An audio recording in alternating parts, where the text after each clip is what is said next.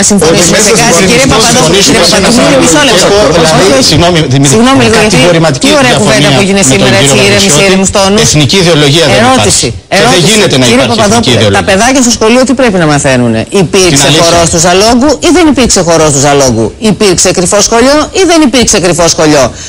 Στη Σμύρνη ο κόσμος πήδαγε στη θάλασσα γιατί τους παίρνουν τα κεφάλια και τους καίγανε, ή συνοστίστηκε και περιμένε να περάσει το καράβι να επιβιβαστεί? Η άποψή μου για αυτά τα θέματα, η προσωπική εννοώ, δεν είμαι ιστορικός, δεν ενδιαφέρει κανέναν. Τα θέματα αυτά. Στο σχολείο ότι πρέπει να μαθαίνουν τα παιδιά. Την αλήθεια.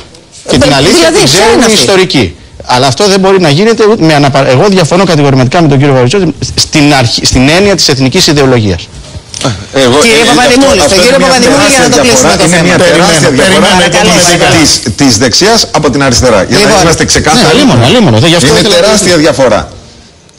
Τεράστια διαφορά της δεξιάς από την αριστερά, η οποία δεξιά με την αριστερά, όταν έχει να κόψει κανένα μισθό και να αφήσει απείρωτο στους συνταξιούχους, δεν έχει διαφορίες. Όχι, δεν έχει διαφορίες. Λοιπόν, κύριε Παπαδημούλη, κλείστε το, γιατί έχω την αίσθηση ότι βάζω κι εγώ ένα λιθαράκι παραπάνω στην ώρα που κόβονται τα πάντα γύρω μας και περικόπτονται τα εισοδήματά μας σε βαθμό κακουργήματος τραγικό. Εμείς συζητάμε για τον αντιρατσιστικό που διαφωνείτε και για τα αν πρέπει η λέξη συνοστισμός να ξαναμπεί ή να μην μπει στα σχολεία. Ευχαριστώ για την παρατήρηση.